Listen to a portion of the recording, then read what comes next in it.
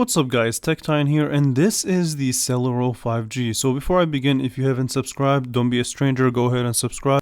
Also, leave a thumbs up if you're actually interested in this phone. So basically, this is the successor of previous generation, so this is the kind of 2024 option, and it has a couple of things going for it. The paper specs kind of sound decent.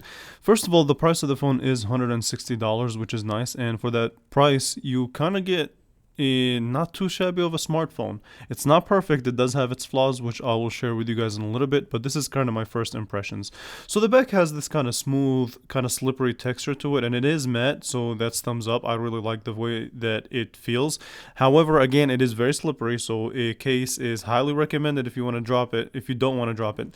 And it is built out of plastic, which is expected for a $160 phone, and hey, yeah, that's the whole story behind the design. So the bottom has the following ports. You do get a headphone jack, a microphone, your USB-C that does support 20-watt fast charging. Beautiful. A bottom facing speaker. Now the right hand side does house your fingerprint sensor / power and your volume up and down, and I have to say that these are not such good buttons at all. So these are probably one of the worst buttons that I've used. They're very mushy, not as tactile, but hey, it is what it is, can't complain. And the back also has kind of a triple camera setup, which we will talk about. As far as the front goes, you do have this 6.5 inch only HD plus display. So it's a sub 720p panel that does support 90Hz refresh rate, and it does have this kind of Corning Gorilla Glass 3. Obviously, I don't expect more than that for $160. However, I do have to say this, that the display overall, though, it's kind of okay, it's decent. I know it's kind of low resolution, but if you're viewing it from like a decent eye distance like I'm doing while filming this video, it would be hard to tell whether this was 720p or 1080p. So keep that in mind. Now, if you really want to pixel peep and get this phone closer to your eye, then yeah, you probably will be able to tell that this is not a 1080p panel. However, the 90Hz refresh rate is kind of nice, and it is IPS panel. It's decent, kind of reflective though. However, though, it will handle basically your needs. So opening up app, browsing through social media, that shouldn't be a problem in viewing this screen. I know it's not really the best resolution, however, it works for the money, right? You really can't complain a lot for $160. And this phone is exclusive through Boost Mobile, so it will only be in the United States. However, the way this phone looks actually reminds me of the way that the OnePlus looks, but that's a video for another day. Watching videos on this phone was a okay experience. I can't really say that it was good, but it was fine. Now let me quickly switch to the topic of the camera system. So this phone does have a triple camera setup, and I have to say this real quick, it's not going to be that good of a camera. That's something that I expected, so I guess they're trying to flex with the triple camera setup. However, it does have a 50 megapixel main sensor, and it does have a wide angle as well as a macro sensor.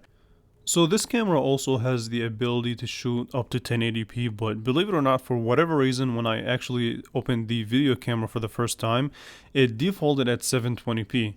I don't know why, but that's just is what it is. So I did have to switch it to 1080p in order for me to kind of take full HD videos.